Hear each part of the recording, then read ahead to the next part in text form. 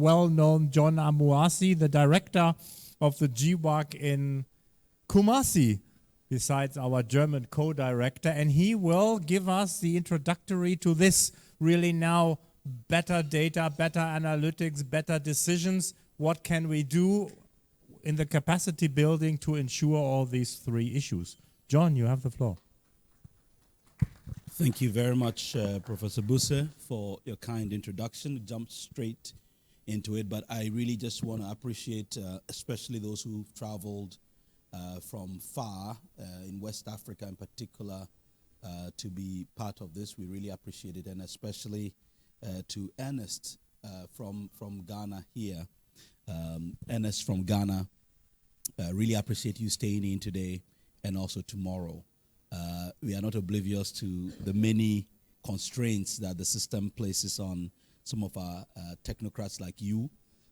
And if we didn't get anybody and we got you, I think we really got the right person in the system, you know, straddling the politicians and the technical people. So I'm well satisfied and happy that you could be here. And I'm looking forward to you continuing to ascend the ladder so that we will have a friend in even higher places, which is very important. We need to have inside men and inside women. That being said, capabilities needed for better data, better analytics, and better decisions. We have essentially exhausted these over the past hours today and yesterday. So most of what I will touch on has already been mentioned, but this is just going to focus on what capabilities do we actually need. So just expanding on some of the things that we have already touched on. The first point I want to make is that a change is needed, and certainly we are change makers or change initiators, but the change cannot be made alone.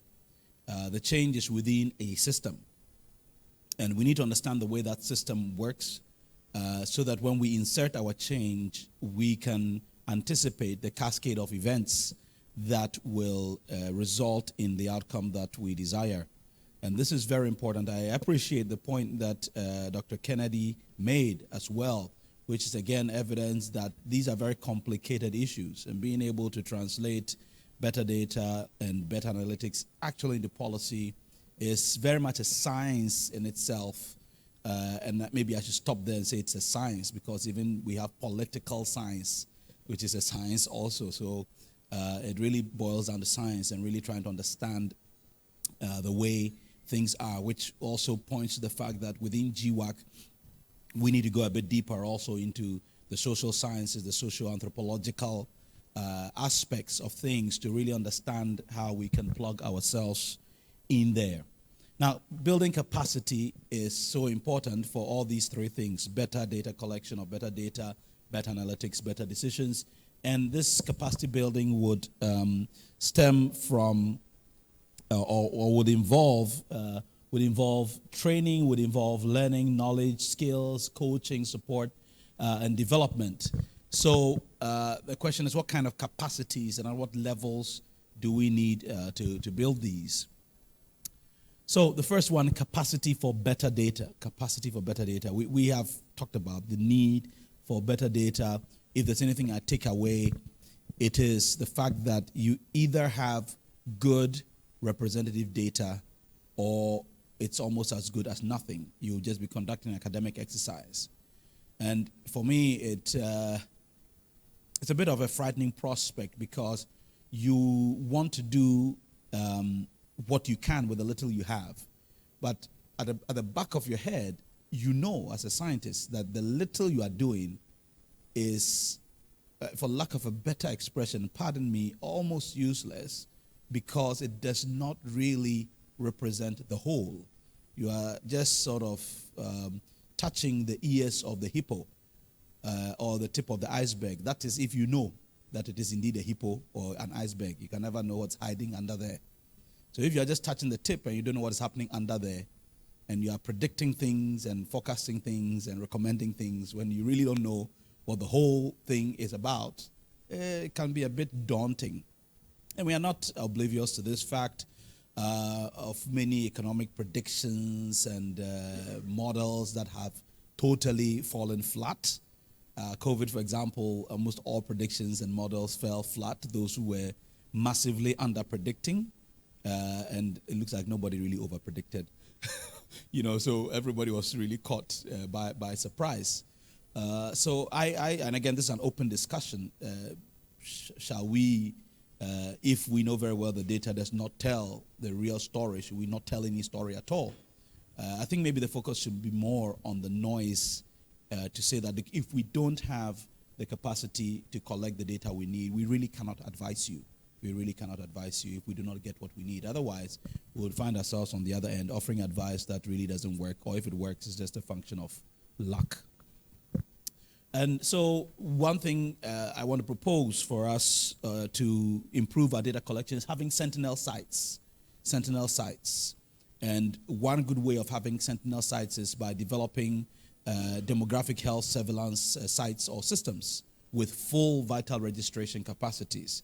We have a few of these in Ghana, in Kintampo, and in Navrongo, and in Dodowa. These are very good, but they are terribly expensive to maintain. But they give you a fair idea of the reality on the ground. The value of these DHSS sites cannot be underestimated. In Nuna, in Burkina, I believe you also have a DSS site, right? And there's one in Ifakara in Tanzania, and I think in South Africa also. There used to be a consortium that used to manage these, including in Southeast Asia, but it's grown very weak if it has not collapsed at all. I'm not too sure. This is the in-depth network. All right. But when you have these sentinel sites, you're able to train and equip facilities to do sentinel surveys or sentinel research for various kinds of diseases, both infectious and non-communicable. And then you develop these routine tools for monitoring, because you're going in every periodic time, both in wartime, as Prof. Akin put it, and in peacetime, and you're collecting information so you have your eyes on the ground. The good thing about Sentinel is that you don't have to have your eyes on the entire country. These are the signals that you hopefully will pick up from places, and you need to see deep enough to be able to detect a signal. It's not foolproof, of course, because something may be happening in some place outside of your Sentinel sites, but it's good for monitoring, especially progress. So that slide I actually meant to remove. The status quo currently, we have sentinel sites for HIV, TB, and malaria in Ghana. And I would just want to pick on very quickly the example of sentinel sites for malaria in Ghana and the value that this has brought to malaria control in the country. But the interesting thing again, and it goes back to what Dr. Kennedy was saying, the creation of these sentinel sites was not necessarily motivated by funding from the government, but by external donor funds that really motivate the setup of national control programs. So you look at the National TB Program, National HIV Program, National Malaria Control Program, NTD Control Program. All these programs are really being motivated from outside. And if countries had their own choices, I wouldn't say that these programs are unnecessary, far be it from that. But there would be other programs that they would like to set up perhaps as priorities, but are not necessarily global priorities of the big players. And so the countries are unable to fund these. Or there have been actually some national control programs that have been set up and then have collapsed simply because the funding stream from outside dried up. Some countries have national platforms and secretariats heavily funded from outside. I wonder what will happen when the money dries up. Some countries have One Health secretariats that have been set up, which are doing great work. Rwanda is a wonderful example. And I use Rwanda because that's actually an internally motivated decision. They actively have set up a One Health framework. In Ghana, we do not really have this. For example, perhaps G-WAC could be a motivating force to set this up in a more comprehensive way. So with malaria in particular in Ghana, because of this Sentinel site work, and I happen to sit on the Research Advisory Committee to the National Malaria Control Program, at our last meeting, they analyzed the evidence from these Sentinel sites, and it was very clear that the problem for malaria is no longer under 5s. The problem is the under 10s, actually between 5 and 10. This is where the problem really lies. And this is new evidence that is being shuttled all the way up to the WHO to show. We know that many places that were doing studies for malaria therapeutics are hardly having any patients on the ward. Back in the day when I was a house officer, it was not unusual every day sitting in the consulting room to have mothers bring their convulsing children to have severe malaria. Now, there are many house officers who may have never seen a convulsing child from malaria, which is very strange to think of.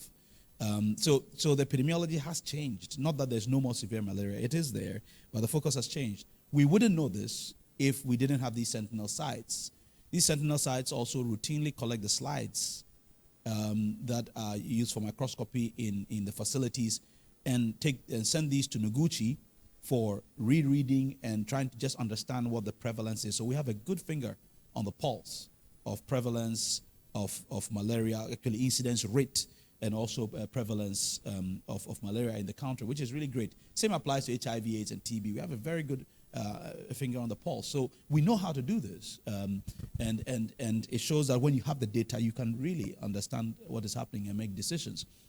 So I already mentioned these sentinel sites, but we can do this also for non-communicable diseases as well. As I said, the know-how is there, so we can extend these to other diseases, non-communicable diseases. The ultimate would really be a vamping up of our district health information management systems. Currently, the system is very high level, very aggregated, but, and again I say this without apology, the reliability of the DIMS is sometimes questionable. Reliability both in timing of the reporting as well as the accuracy of reporting. We're doing some work on snakebite, and we decided to use DIMS data. We did this, went to 1 or 2 facilities to actually check their own records, and their own records differ significantly from what was reported from that facility in DIMS. And if the hospital data is only a fraction of the reality in the community and in the ground, then you can see how far away you are from the reality when you rely on DIMS data alone, which may not be reflective of the real hospital data and may not also be reflective of the reality on the ground. So you're already several steps back from the reality, even with the data that you have. And then, so we need to keep what I call a low-cost running engine ready to detect any new patterns in disease. What this means is that you need to have some activity in place which is constant, a research activity which is embedded and enmeshed within the health system or healthcare delivery system, which is constant. It calls for funding, because having research going on and justifying that activity, that process, even when there appears to be no problem, is very difficult to defend unless the authorities recognize the value of seeing. Now, the fact that you don't see anything or there's nothing doesn't mean that it invalidates the value of seeing, because if something does come, you will see. So if you don't see anything when you are looking, it doesn't mean that you are as good as if you were blind, because the value of your seeing only will be shown when there is something to be seen, and there will always be something to be seen. So we need to really work on this, pushing for this value of seeing at the high level. Setting up of registries is also another way. Registries for key diseases, especially the non-communicable diseases. Cancer registries are a very powerful tool which can drill very deep, not only for you to understand prevalence and incidence, but also for you to understand clinical outcomes and health outcomes on top of that. And that's so powerful, because the registries will give you even information on health-seeking behavior, assuming you're collecting, deep data. And you can really understand what is influencing people's choices to report to facilities, their preferences for treatment and why they prefer those, and so on and so forth. So registries are also a very powerful tool, and registries are just registries. The people have got the disease already. You're just trying to understand the depth of what is going into that. So registry, it's strange to think that currently in Ghana we do not have any proper cancer registry, and you can correct me, Ernest, if I'm wrong, but the cancer registry, what we call the National Cancer Registry, was actually started in Komfo by Dr. Bafwe Uwa, who is now the, what is he? He's technical coordinator for the Medical and Dental Council, right? And That registry is a sort of pseudo national cancer registry. Recently, I co-supervised a PhD student in Minnesota who were doing some work on this registry. And the amount of data lacking, and yet still the value of the information we were able to produce from looking at that registry was just amazing. And you realize that populating that registry is not rocket science and actually not very expensive. And we can replicate this for several other diseases. So, this is where I bring in this concept of the golden space, which I've been preaching everywhere I go. This golden space of research and healthcare delivery, recognizing that research must be an integral part. And you often hear of, oh, you the researchers. But it really should not be so. There is the individualized care we are providing in facilities to individuals who are sick. But those individuals reflect a community, reflect a population, reflect a nation. So being able to aggregate that on a routine basis, recognize that it's an intrinsic part of health systems is important. And I remember at one meeting with the now erstwhile WHO Chief Medical Officer, Sumia Swaminathan, who's now left, I proposed that I don't understand why of the building blocks of the health system, we don't have research as one of them. And she nodded and said, actually, yes. But who knows, maybe G-WAC can propose this, that WHO should consider revising the building blocks of the health system and include research, but that would be a heavy lift. But I don't think to be looked upon as an atrocious suggestion at all, because it's really now shown to be very important. Okay, so this is just to show you why it is important that this capacity for data collection is transcended down to the lowest levels. This is because if you look here, you would find that the majority of health facilities really are at the lowest level. Level 1, level 2, this is for Ghana. These are the tertiary ones. Barely a small percentage, of which you have the private sector also in there, by the way. And most of them are your level 1 and level 2, which is your TIPS compounds, health posts, and so on and so forth. How much data are we gleaning from these places, aside what the report dims, which is really not enough? So if we focus the capacity building for data collection only on the places where it may be more comfortable, forgetting that the majority of cases of whatever illness are really reporting down there, we will miss it, which means that there's need for the capacity building across the board, and therefore innovative means of training even the so-called lowest cadres of health professionals in this respect. And so with this, you need this capacity for case identification. Of course, there are case definitions that exist, but what's the capacity to identify those cases? And I'll quickly fast forward straight to this improvement in capacity for diagnostics. Of course, you cannot diagnose anything until you examine or until you take samples and analyze. So the question of diagnostic capacity also comes in. And Michael, you've run a course on sample collection, sample transportation. Look, this sample collection, sample transportation is a massive game changer. I'll give you the example of Marburg in Ghana. It was a clinician's acuity in suspecting a viral hemorrhagic fever in the hospital, and I went down there and had an interview with him. That led to us detecting the Marburg. Your mate, Ernest, right? Yeah. And he saw it and said, okay, I think this could be a viral hemorrhagic fever. Let me report. But this would have been missed very easily. The funny thing is that there were 2 cases that were suspected.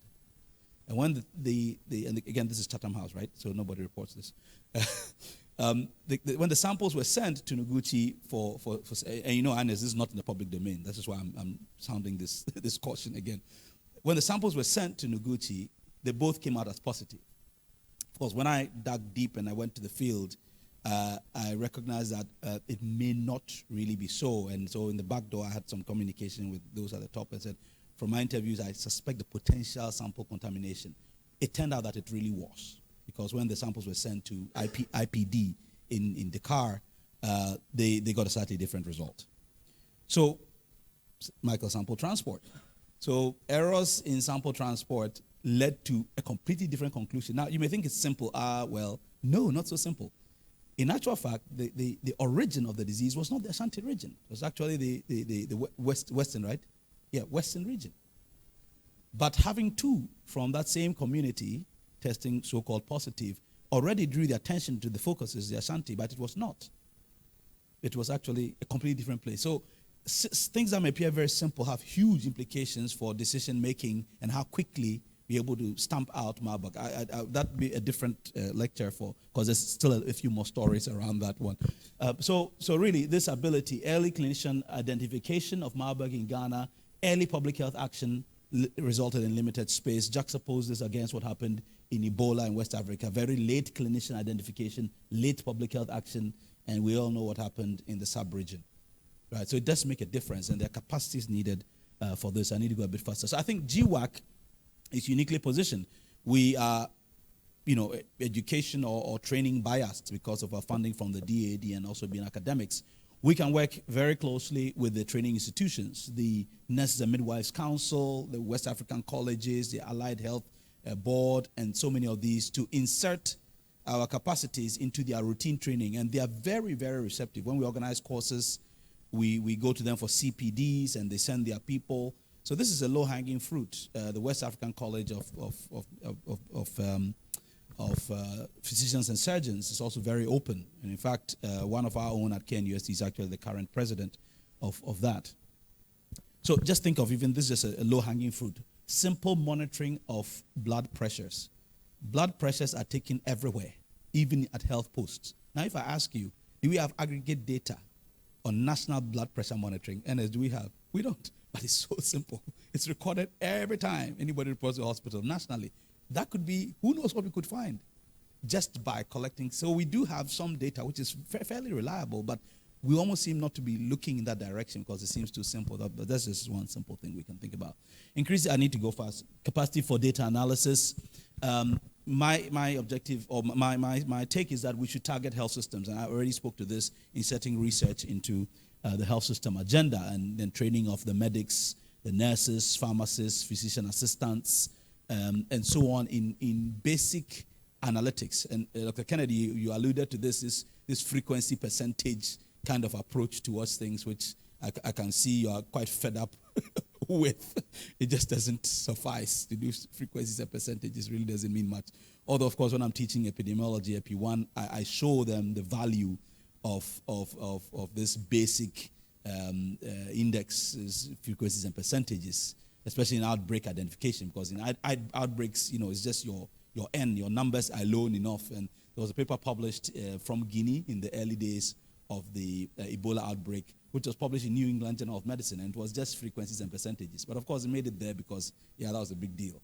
So not to discount that, but for diseases that are endemic, to really make proper policy and intervention decisions, you need to go beyond this. And more often than not, if you are potentiating your cadres of health professionals at all levels to be able to do this to some degree, it makes a huge difference. So I want to propose that G-WAC can facilitate the creation of a national modeling consortium in Ghana and then extend this to a West African modeling consortium. We already have Professor Glele here, who is so experienced, he's demonstrated, outstanding capacity to do this. I mean, why can't we put this together? I don't know if it exists already, a West African modeling consortium. Even if it exists, there is space for more consortia. Too much meat, as we say in our local sayings, there's never spoils the soup, right? So we can facilitate this. It shouldn't be too expensive. Thankfully, all you need is a bunch of good computers and good heads, and you can do this. You don't need reagents for modeling. So we can do this. And then finally, to the decision-making, the decisions are ultimately made in nice places like this, not by us, of course, but nice places, boardrooms, but obviously the information comes from the trenches, and this is why I can appreciate someone like Prof. Abayomi, who has been in the trenches and still has one leg in the trenches, but also sits in the highest echelons of the boardrooms and can inform decision-making. And we are looking to you, Ernest, when you eventually get into those most powerful boardrooms, to keep one leg in the trenches, or at least extend your leg, and we shall hold it while we stay in the trenches and be feeding you with information. So very important that this is maintained. Example of COVID-19. Protocols were quickly adapted and used by all staff, and this is Konfanochi Teaching Hospital, because they were able to take the initiative, or they were empowered to make those decisions at their level. And so they worked very closely in COVID management. I think sometimes we don't pat ourselves well enough in the back for COVID, not necessarily because of the outcomes, okay? But just because of the things we did a lot of good things during COVID, especially in Ghana. At least I know because I was deeply involved, and Michael, you know this also. We did a lot of very good things, and we need to highlight these and commend what we did. Even if it did not translate into the results we wanted, we took a lot of very good steps, and this needs to be commended. All right. So finally, translation of the research into policy. We discussed this already, so I need not go into this so much. But I just want to emphasize this point about relating the impact of policies to clinical and health outcomes. These are two different levels. One is just the clinical outcomes, length of stay, various biochemical and physiological indices that show improvement in the health status. But beyond that, there is also the health outcomes, which brings in the socioeconomic aspect of things. And this is where we are lacking more. Health outcomes research in our part of the world is very, very, very low. But this is ultimately what has direct impact on what the politicians are interested in, which is the money. What do the economic figures say? And until you do health outcomes research using economics and econometric methods, you miss out on this. The question is, where is the data? I don't know how far we're exploring the data from the National Health Insurance Authority. It has been shown worldwide that the insurance guys have perhaps the most useful data for doing health outcomes research, not because they care so much about the people, but because they care so much about the claims. But they need the information to process or to not process the claims. That information can be valuable for us for a different purpose. How much are we tapping into, and how open is NHIA with data? Daniel, I don't know, with NHIA and their data, how open are they? I think that we can advocate. It's our taxpayer money that is used to collect this data. It should be public for everybody to use for our work, and it will inure to the benefit of not only the NHIA, but also the entire health system. All right, I stop here, and this is just an example of a dynamic dashboard which we set up during COVID, but this is also for an ICU registry, which we've currently set up, and it's actually changing the way ICU care is being done in Kofanochi. We are looking at extending this nationally. Dr. Owu here in Accra is taking this up, got some small funding from Oxford, and they are working on this. So thank you very much. Thank you very much, John. That was a very insightful presentation. This data capabilities is a big issue now, and it appears to be the very foundation of everything we do. Just a few things I picked from you. The presentation, the need for having sentinel sites, show an example of HIV, malaria, tuberculosis, which has taken us very far. But then you also mentioned the question of funding, because these are routine data collected, which you will expect that government should be able to provide support for this. I read one book from Bill Gates when he was sharing how the US was able to detect some early cases of COVID. And it was because I think the president of the pandemic prevention section within Bill and Melinda Gates Foundation wrote an email to Bill Gates when the COVID started in China. And I told him that this thing is happening in China. Will you make available some money for some enthusiastic people to start screening respiratory samples to see if something is happening? And on email, he just said, okay, I'm giving out 5 million to a group to start screening people. Then they started screening people presented with flu, ordinary flu. It was then that they detected that the US had cases. The issue was how to break this news to the entire US. And that is what changed a lot of things. So Sentinel, I think, is a good thing that is something that we need to look at. You spoke about the registries, drilling deeper, another important issue. Low-cost running engine to detect new patterns of disease, very important. Diagnostics, sample referral, another big issue that's quality of samples and issues of Marburg and how people transport this is another thing that maybe G-WAC at the point in time should look at national dialogue on sample referral and the health outcomes and impact on policies, and then data sharing. If it's a taxpayers' money used for collecting this, why is it not public? So I think with this, it's good to have some important brainy people among us to discuss some of the key issues, and then we begin to deliberate on this within a short time. I want to humbly call on Dr. Enesa Siedu once again to do us a favor and kindly come and have a seat for us, an analyst at the National Center for Coordination of Early Warning and Response Mechanism. I believe we'll be inviting you in a lot of our sessions because this office you occupy is very powerful, you know. Yeah, it's powerful and you have good overview. A good overview of a lot of things. So we will be drawing you in. Thank you very much. I think he's been introduced already. I wouldn't go much into this. Dr. Julius also kindly come, also join us. You've also been introduced. Deputy Director of General for Technical Services, Chief Scientist, National Public Health Institute of Liberia, to help us in this discussion. And then let me also call on Ali Sie. So Ali Sie is with the Centre de Recherche et Santé de Nuna. I'm not a French, but I try to talk about this. With the National Institute of Public Health in Burkina Faso. He works at the Ministry of Health in Burkina Faso, does research on infectious disease, clinical trials, and epidemiology. He has grown interest in system research with a focus on innovative impact evaluation of health intervention and then routine conditions. He is working on intervention and research on using azithromycin to reduce neonate and child mortality. So being from the research area, I believe you look from the bottom up approach, how we can move these issues up. So maybe we can start by discussing what John put out there and then see how best we can move ahead with this. And maybe to throw out the first question, maybe to start with John, what you ended with is a taxpayer's money. Why is the data not available for everyone? So the issue of data sharing comes in.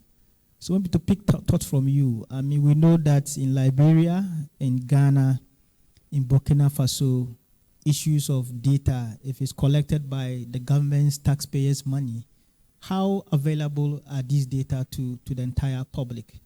What are some of the bottlenecks that frustrate data sharing? Maybe to get from the country's perspective. We can start from you, maybe Julius.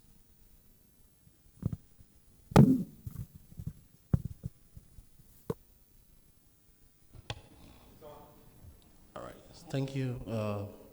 So with respect to availability of data, let me specifically speak to what I know in terms of the surveillance data that we control at the Public Health Institute. But this may also apply very certain to the routine DHIS data that as a member state within the West African region and excuse the quality of my voice, I contracted some cold, I think, on the flight. As a member state within the West African region and the Afro region, Liberia has been committed to making available the data that has been collected within the routine health system and the surveillance system specifically, and that is done with WHO recently. That is done weekly, pardon me, and with the West African Health Organization, we share this data monthly. But what is important to notice that as a country, while it is true that we highly considerate of these data sharing platform, we want to ensure that there's fairness and transparency in the process. And when I say there's fairness and transparency, I'm making reference to like protection of patients' confidentiality, issue relating to adherence to the data integrity, promotion of, and to ensure that this information is collected to promote like impactful research that will have an effect on improving the population's health outcome. So while it is true that we, as member states within the Africa, the West African region, have signed up to this data sharing agreement, we are very careful with the types of information that we share, especially as it relates to patients' identity and other key and identifying information. Within the Public Health Institute, we have a data request framework that allows for research groups and other organizations and institutions to request for the data that we collect as long as you meet the requirements that are set. And fortunately or coincidentally, my office happened to be the primary office responsible to provide clearance for those data requests that come in to the Public Health Institute before the final approval by the Director General. So we have a framework in place, but we are trying to promote a system where we have an overall data governance manual, okay, that encompasses all of the data that is collected within the health system, not only looking at surveillance data that we have control over at the Public Health Institute, but like the overall data that is collected through the DHRS and the IDSR system, just in general to ensure that we have a clear framework that provides guidance for researchers on how to access data and information, but at the same time to ensure that we protect the integrity of the data that has been collected. Thank you. Thank you very much. Maybe let me turn to Ernest. So during the COVID, a lot of public backlash that government is massaging the data and not trying to let us know the true cases of death and the true cases of infections going on. This raised a lot of issues in Ghana. From your perspective, how do you see Ghana in terms of data sharing, making data available for ordinary people in the first place, but then for other policymakers and researchers to really use this to make some decisions within their various contexts? Thank you very much.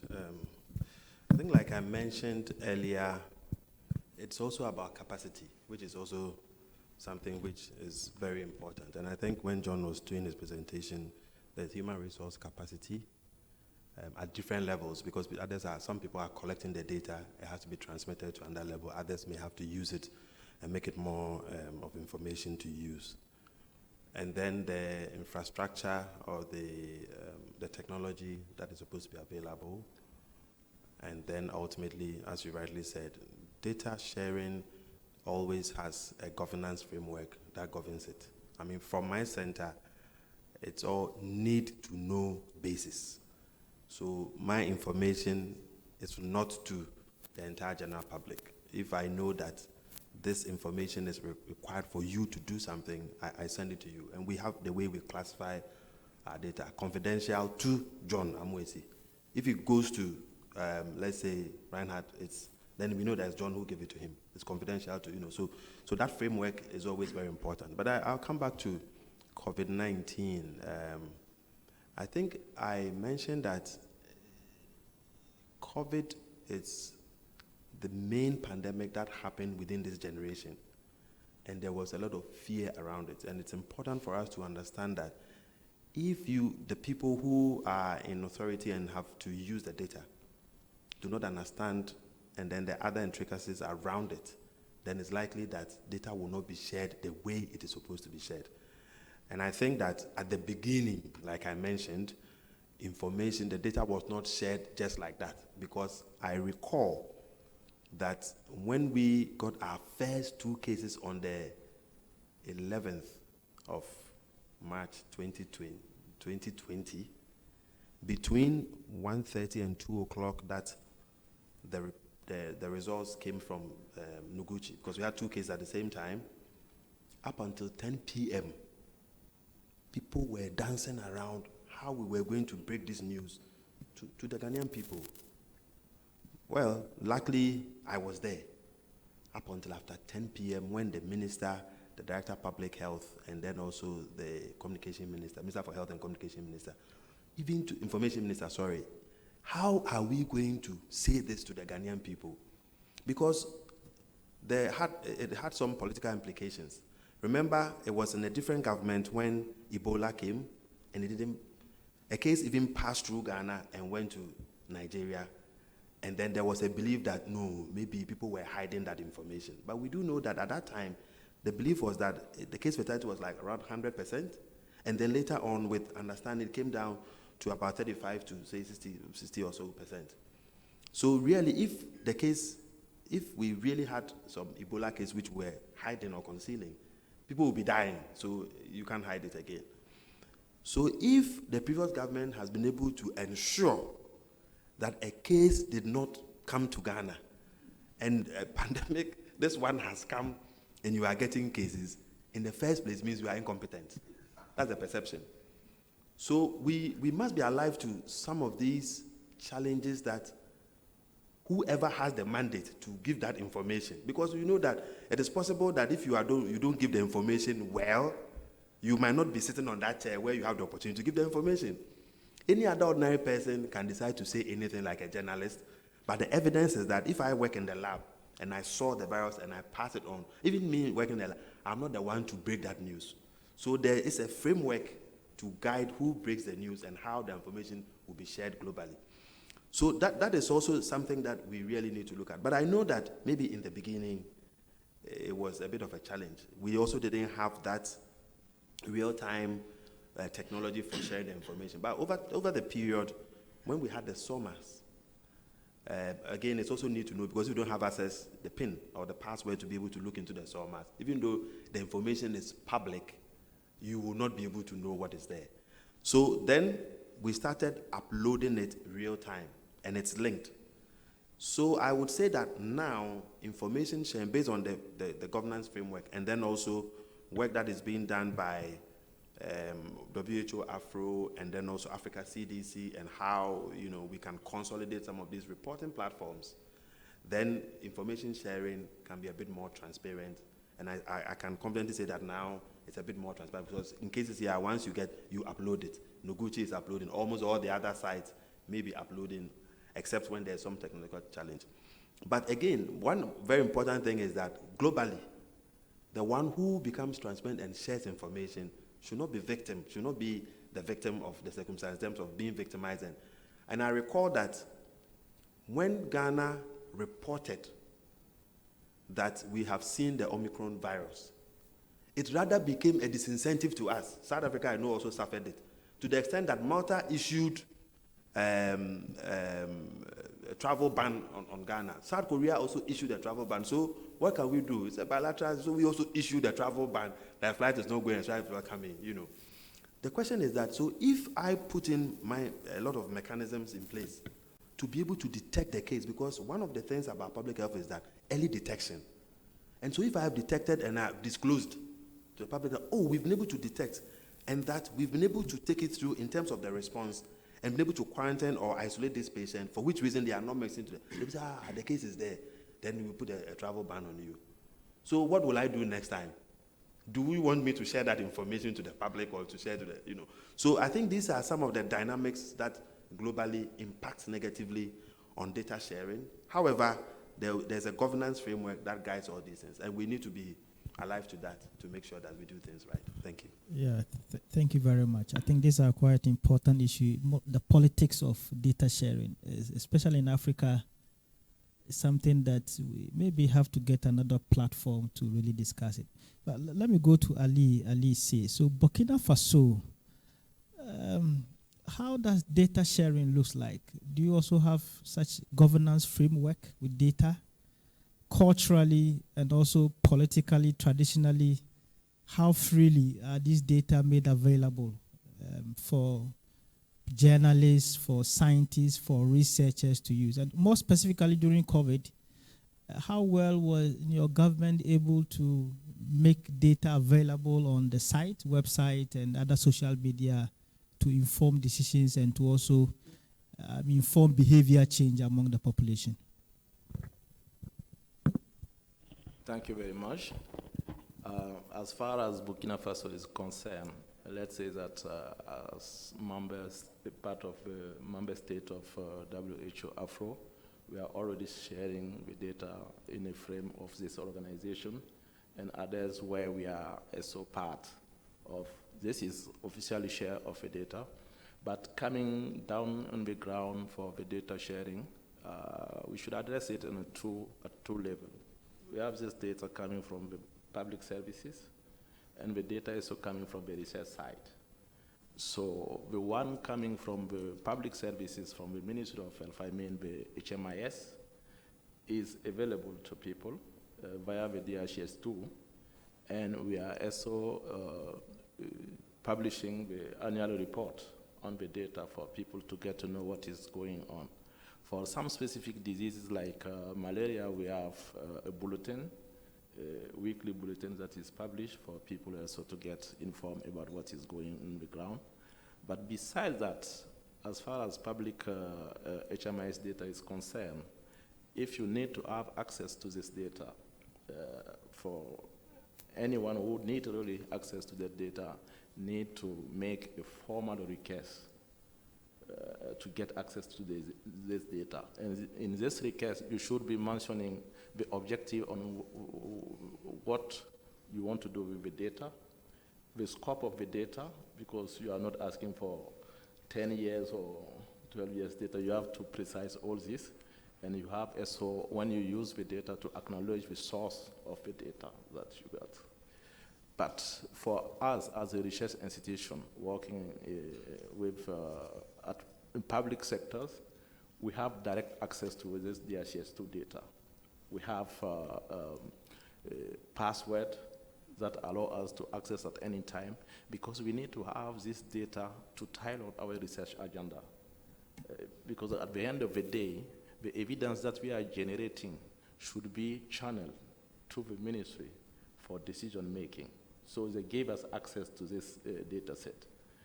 But still, the format to get to this request is not very clear and not very well known by the people that are in need of getting the data.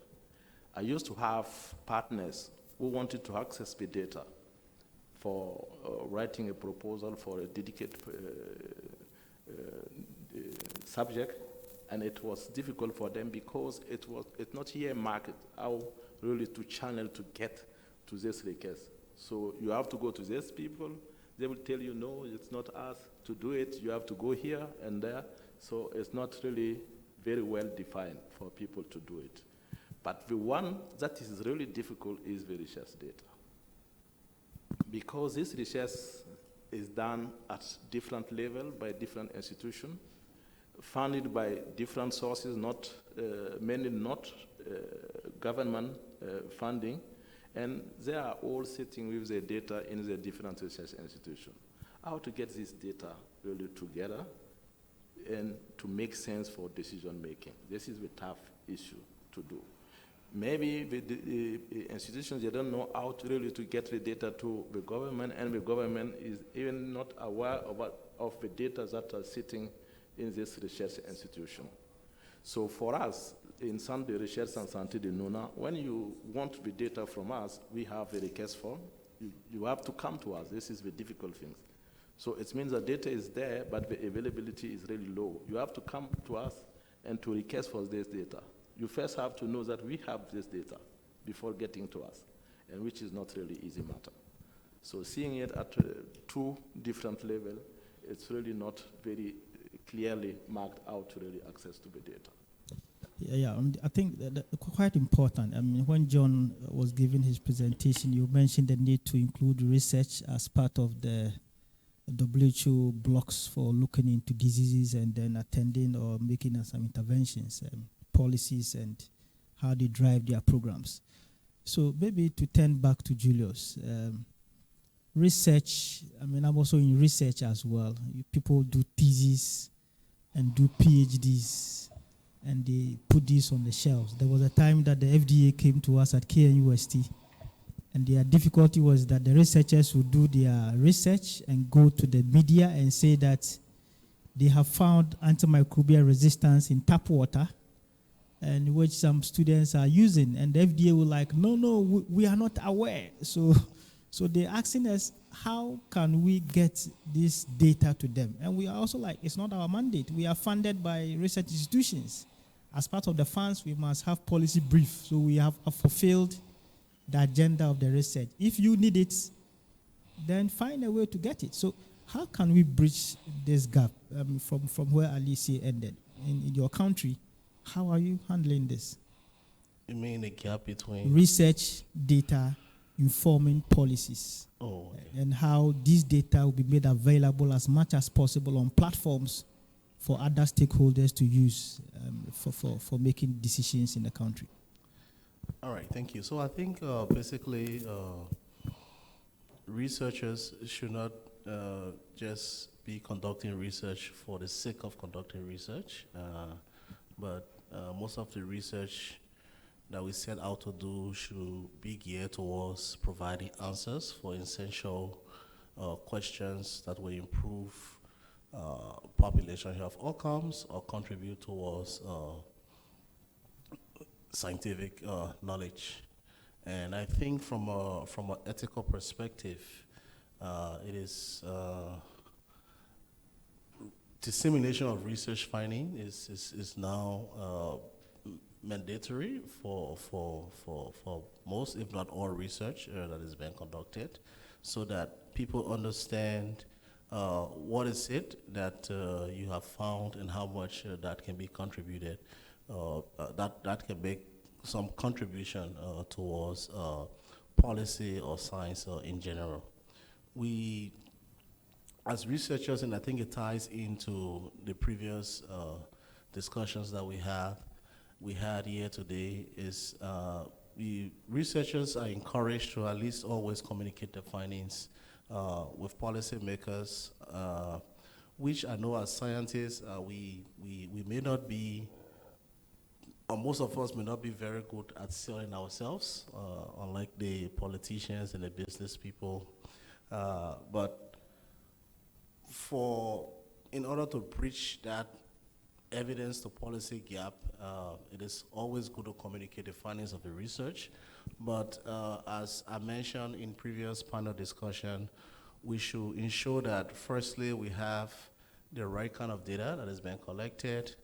We should make significant investments in improving the capacities of the workforce. That is, our scientists should be highly skilled at what they do, so that there is an issue of scientific credibility, okay, around the findings that they generate. And it goes to say that the research that is conducted should be done in a way that is highly ethical, so that it helps to add to whatever advocacy that is going on, to ensure that it's translated into policy. In Liberia, we see that post the EVD pandemic, there are a lot of research that are going on in the country currently, specifically around Ebola, for which some of us strongly believe that Ebola is not the only problem in Liberia. But again, it ties down to the research funding that is available, the priorities of the donors that bring the money to do the research. And despite there being a national research agenda available to guide research, but you realize that there is no commitment from government, okay, to support research activities. So most of the research work is tailored towards Ebola or viral hemorrhagic fevers or epidemic-prone diseases, because that is perhaps global health security agenda is what most of our traditional funders in Liberia specifically are interested in currently. So you realize that there are lots and lots of research being carried out in this direction, but within the past 5 to 7 years, we haven't seen much impact, okay, between the evidence generated from this research on policy formulations for some of these disease conditions that have been studied. Whereas there are other very important health conditions like malaria, HIV. We have maternal health issues, high number of maternal deaths, or women are dying at a rate, I think from the beginning of this epidemiological year to this point, at a rate of at least 5 to 7 deaths per week, because we have a system in place where we discuss weekly the the trend of priority ideas around diseases and public health conditions of importance on every Friday. And we've seen that from the beginning of this year to now, on an average, between 5 to 7 women die every week, okay, for the period of 2022 up to now. So there are other priority conditions, but because the research funding is not available, you realize that people don't like venture into this research that will have direct impact on the policies that will make us a country to improve the outcome of people within the general population that we are called to serve. Yeah, and I think John, you mentioned health outcome research and impact on policies. Maybe we take the last one from Ernest. In Ghana, do you think that the many researches we've done, the universities have expanded? We now have technical universities and almost all of us are doing research. Do you think that this research has made any impact, helped in shaping policies in this country? Thank you very much. So I have a fundamental understanding and policy that I always go by. It could have been worse. So wherever we find ourselves, looking back, it could have always been worse than we find ourselves.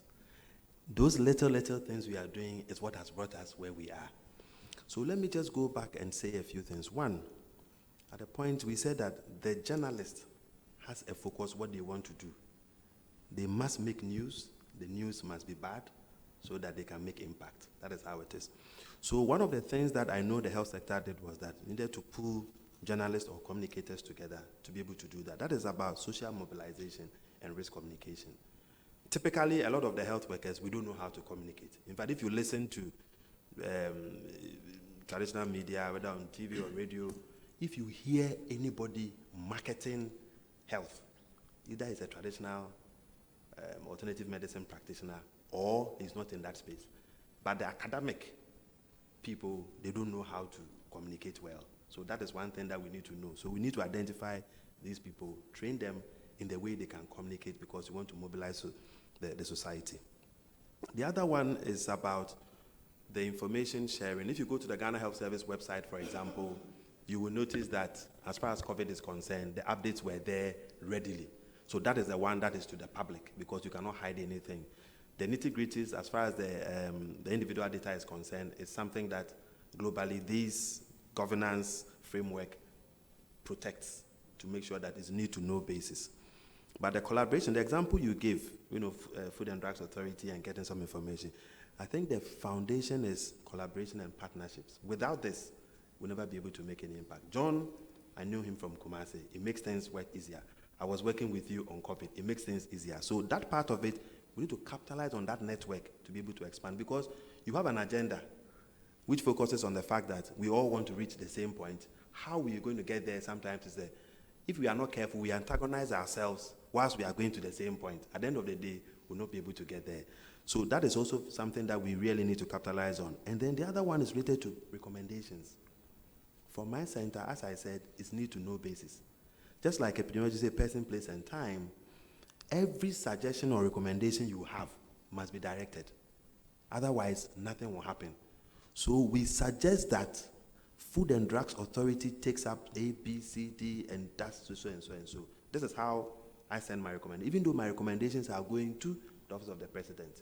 So a copy of it will go to Food and Drugs Authority, what they must know. If we say they should go and find it, it's a problem. Because I know my colleague is at Food and Drugs Authority. My colleague is at, let's say, KCCR, my colleague. So I know. In the same way that we do literature review to buttress the evidence for which we are doing some research, that search to know who is where and what they can do is also part, for me, is part of my literature research when I'm doing the work. Otherwise, my findings will never be able to reach where it's supposed to be. The other one is that we also capitalize on one thing. When I was at the School of Public Health, the Dean, Professor Adanu, currently is the rector for the Ghana College of Physicians and Surgeons. For me, it's a very good network. So we have been here, we have been here. Now, he's trying to bridge the gap between the Ghana College because we know that even though Ghana College of Physicians and Surgeons is an academic institution, it is training people in service. Now, if you go to the School of Public Health, University of Ghana, they are also training people, but they see themselves as somebody training to have a PhD, somebody training to have a fellowship.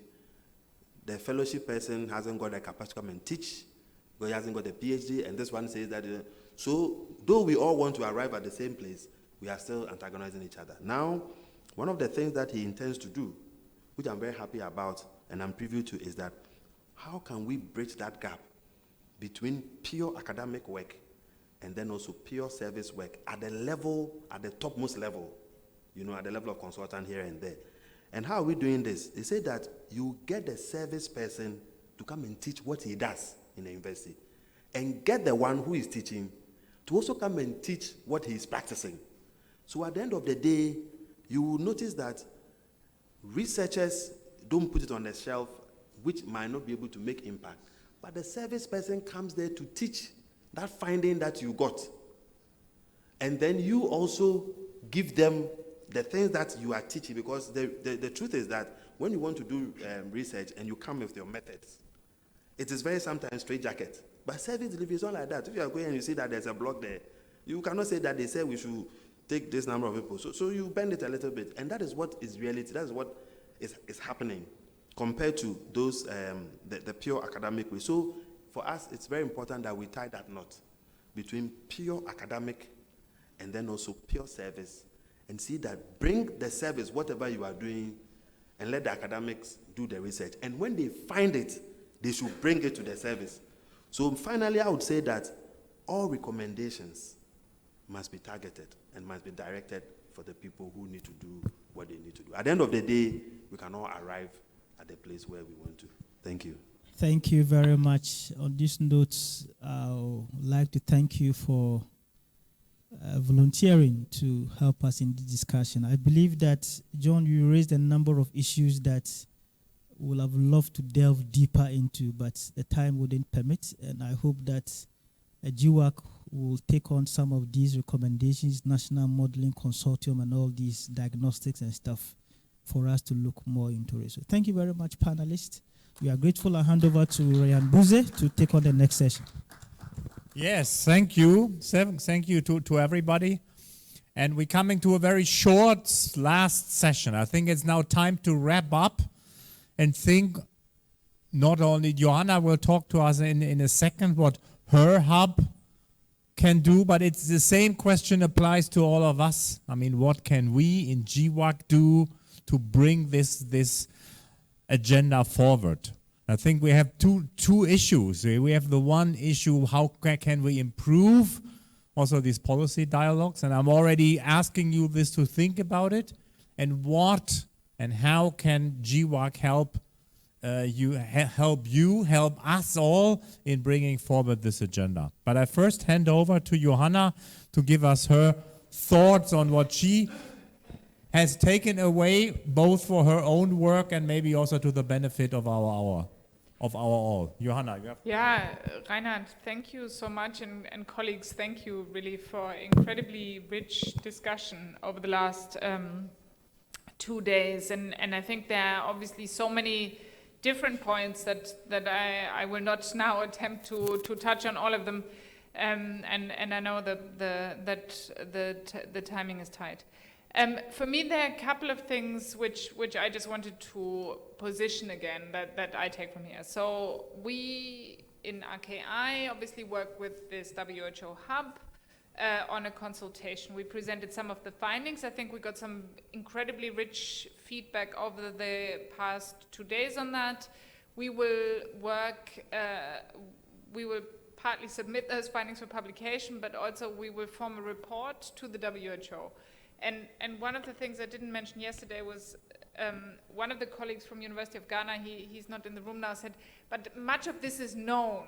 So of course Chikwe, who is one of us, or one of, who's from this region, knows much of this, but I think it is about having something in writing as a recommendation for the hub to refer to. So overall, I think there were a lot of very rich comments. I think one thing that I take very strongly from this, also for G-WAC, is that if we talk about national public health structures, or structures around public health systems at national level, academia is clearly one part of that, especially if we think about the human capacity development, right? So I think that was a very clear message, but there were so many important points.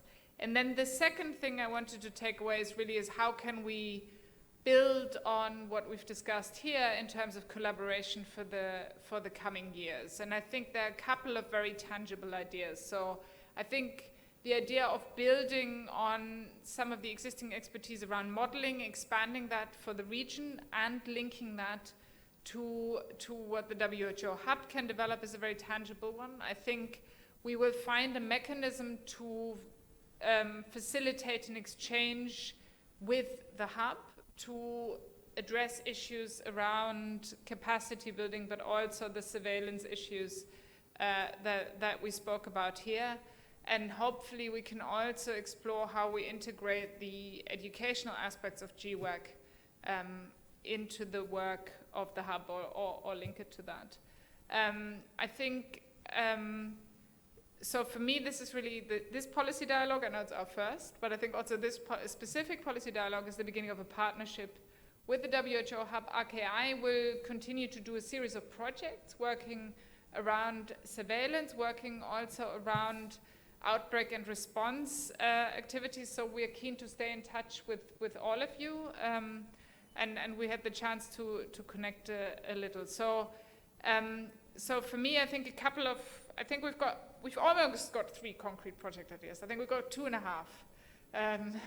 But I think it's a beginning of a partnership, and I think in a way the most important across all of the comments is always, and I think Ernest, you said it very well in your last intervention around how you were able to connect to colleagues because you had prior connections with them and you were able to trust them, right? And so important in a policy dialogue such as this is not just the learning from each other, but also the connection we make. So thank you very much, and Reinhard, I'll hand it back to you. Yes, thank you, Johanna. I think it's now time, you don't have to, but give us at G-WAC some reflections also not whether this was only useful for you, but we are trying to improve the network. And the funding is, as we said, is coming from the German Academic Exchange Service. So the idea is to strengthen academia within West Africa, but also across West Africa, building linkages and linkages between West Africa and us.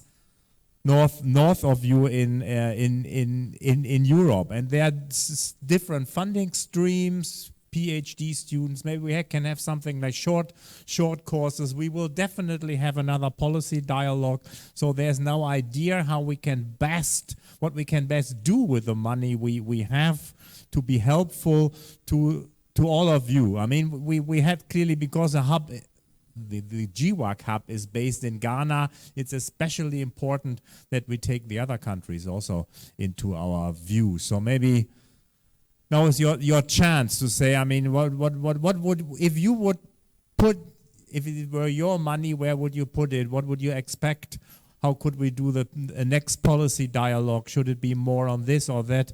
Do you want us to do a training for researchers how to present data to policymakers? I mean, it's time now to have a final round. Who wants to start? Somebody must say something.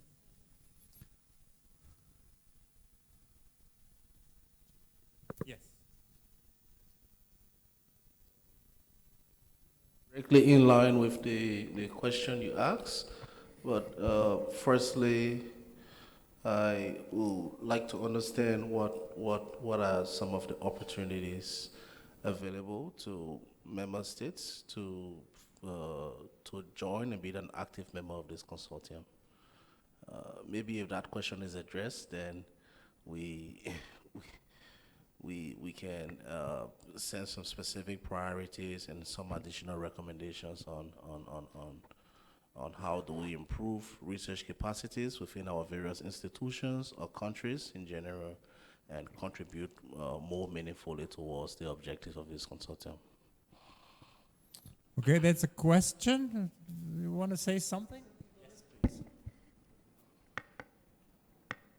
So G-WAC has a range of instruments, basically, what we have available as part of the funding that we have. One is to fund research stays at G-WAC at the KNUST, and I could see basically an opportunity to fund a stay or stays of modelers from different countries together at G-WAC and to work together and to kind of build this network or community of West African disease epidemics modelers.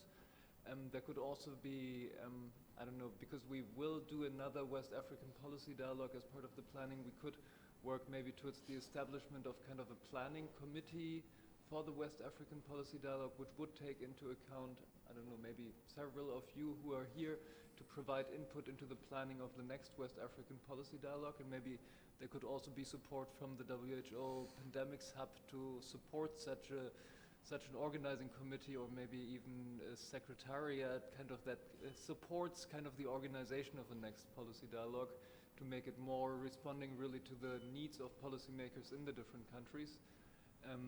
There could also be, I don't know, we could organize, I don't know, joint sessions at other conferences together with partners, researchers from other West African countries, and maybe like even broader, working on sharing data that can be analyzed together then by these modelers, but also by other, like you were saying yesterday, how important it would be to share data between Burkina Faso and Ghana, because like you have similar outbreaks maybe at the border between the two countries, and it would be important for Ghana to, on the one hand for Burkina Faso, to know what outbreaks and meningitis outbreaks you have close to the border between Ghana and Burkina Faso, and what outbreaks are in Burkina Faso, to inform like vaccination campaigns in Ghana to respond to this. So that data exchange is really important, and maybe there could be something in that direction too. In short courses, we could do. And short courses, yeah, on modeling or. So thank you. So from from our side, since we have similar institutions in other West African countries, like I mentioned, out of the 15 West African countries, I know Mauritania is still working to come on board. That's going to be 16. 12 of them are already well established as far as the National Centers for Coordination of Early Warning and Response Mechanism. And like I mentioned, our mandate goes beyond just health, but we are looking at all the other things that impact on human security. And if you look at cross-border related issues, something that is happening, especially for land crossing between Ghana, Cote d'Ivoire, Ghana, Togo, Ghana, Burkina Faso, these are things that are also great opportunities. And then also for air crossing, that one has no boundary because it's flying from US, flying from, Europe and Asia and everything, coming into the country. So I want to propose that we are happy to be part of this, and we continuously want to maintain this relationship, but we also want to sell or market the other NCCRMs in other countries, because as we are working, because I was asking my colleagues from Liberia, did you know that this exists and things like that, so that we can work together on that. So I want to propose that as part of the next steps from this meeting, from our side, we are very happy to continue to collaborate and partner with G-WAC, and then also to introduce the other NCCRMs in the other West African countries, so that as we work together, since disease knows no boundaries now, and we become a global village, we are happy to work with all the other people across board. Thank you. Thank you. Anybody else? I will talk for Cote d'Ivoire. I will say that we are very open to all opportunities in training for decision making, for leaders, political leaders, for researchers and decision makers. And also we are open with research. Okay, research and modeling, and I already talked with, he already left, a professor from Benin, yes, so we are, we are interested by all these things. Thank you. Thank you. Look over there, anybody? So your last chance, yes.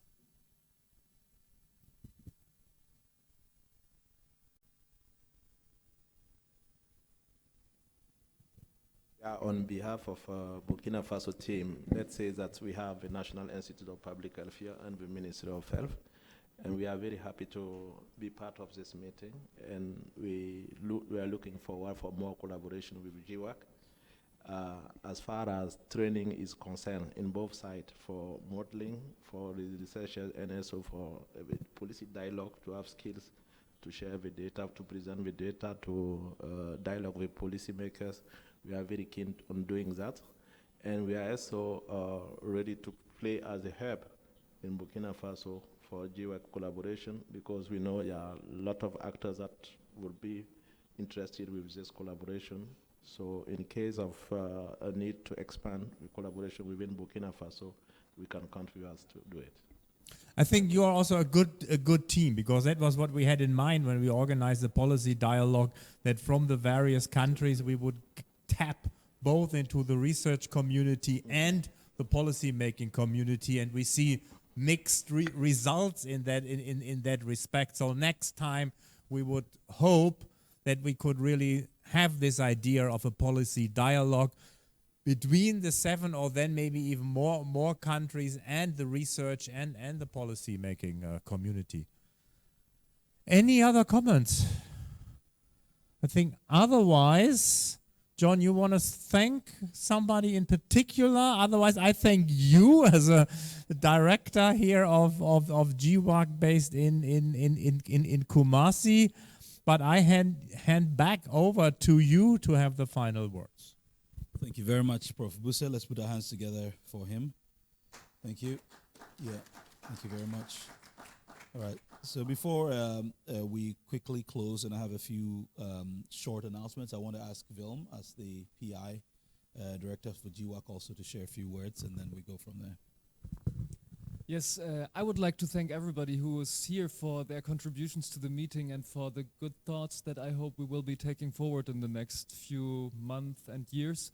And as I said already, I see several options for collaborations and for continuing this work, and to really work together on that. This isn't the first, that this is really the first West African policy dialogue, but it will certainly not be the last one, and that there will be many more with your active input into this, and that we can develop this further in the future. And that wouldn't be the only engagement with G-WAC as part of the policy dialogue, but that we will engage also through the other activities in terms of inviting researchers maybe from your institutions to G-WAC, or that you will teach or participate in short courses organized by G-WAC in the future, and that we will form an active network of researchers and policymakers with regard to pandemic prevention and preparedness. Thank you very much. Thank you very much, Vilm. Thank you. So we are at the end. Just a few things. We are going to send you an evaluation form link. Rather than have day 1, day 2, we changed our minds and decided to have an overall evaluation. We're just making a few tweaks because we had a few more ideas to it. I was hoping we could put it up at the end, but we're not ready yet. So I just crave your indulgence. We'll send you the link by email. I know it's a lot more difficult to get people. I was going to hold everyone in the room and get you to scan with your device and fill it before you go for lunch, but I don't have that opportunity now. So we'll send it to you by email. Very kindly, just take 2-3 minutes at the maximum and complete that evaluation. It's so important, not only for reporting to our funders, but also for how we go about doing things the next time. It is completely anonymous, so we wouldn't know who said any nasty things. So please complete the evaluation. Next one is for those of you who have receipts for various reimbursements. Please see Patricia outside. Patricia was inside. She just stepped outside at the desk. And Patricia will facilitate your reimbursement of expenses, especially those who had some expenses in country. Please, with the necessary receipts, as you know, it's usually done. We kindly implore you to receive your reimbursement in Ghana cedis, because that's all we have available. And the last one is, if you would, if you could kindly turn in your name tags for recycling purposes. Not recycling as in changing the plastic, but we use the name tags again. You can always take out the paper if you wish. I have a bad habit of collecting name tags, and I evaluate number of conferences I've attended in the year. I have a place I hang them in my room, and at the end of this year I'll be removing the stash. But for this particular conference, if you would turn in your name tag, we would appreciate it. Then you see, they're very nice. We can always use them for the next meeting. So please do that for us. So that's actually all I have. I'm just trying to look at management committee members' faces in case there's anything urgent. Prof. Deborah, anything? Linda, Mike, anybody? Okay, so with that, I'd like to say a big thank you to all of us and looking forward to our next meeting. We have lunch, which is in the restaurant, and coupons are being shared. If you do not have a coupon yet, please see Patricia outside, and she will give you a coupon. I want to call Patricia and the team, if you are outside, Patricia and the team, if you can come in so we can see you. So Patricia, Dorcas, Gordon, Lewis, if you can kindly come in. As they come in, I would like to appreciate also our translators. Can we give a hand to our translators in the booth at the back? And then to the media team, both those doing the sound and those doing the video. I think it's been very good. At least we've attended a few of these, and we know how sometimes they can be a disaster. But thank you for really doing this very well. It's been very smooth. Let's put our hands together for the team. If you like to use them for any conference, you can come through me. I take my commission, and then I refer you to them. All right. So Patricia, Gordon, Dorcas, can you kindly come in? Where's Patricia? Okay, then Gordon and Dorcas, please come and take the glory on behalf of Patricia. So, yeah, Patricia's coming. So, yeah. So Patricia is the project manager for the G-WAC office at KNUST, together with Dorcas and Gordon. Lewis and what's the name? Ruben, come in. Lewis and Ruben, please come in. Have all assisted in making this possible, and I really would like us to give them a round of applause for the work that they've done. We really appreciate it. And now hopefully you can have some sleep and some rest after this, and then we'll pick it up again. We're hopeful that Ghana will do well in the match, which is starting what time? 3 p.m. All right, very good. So thank you very much once again, and have a good rest of the afternoon. Right, bye-bye.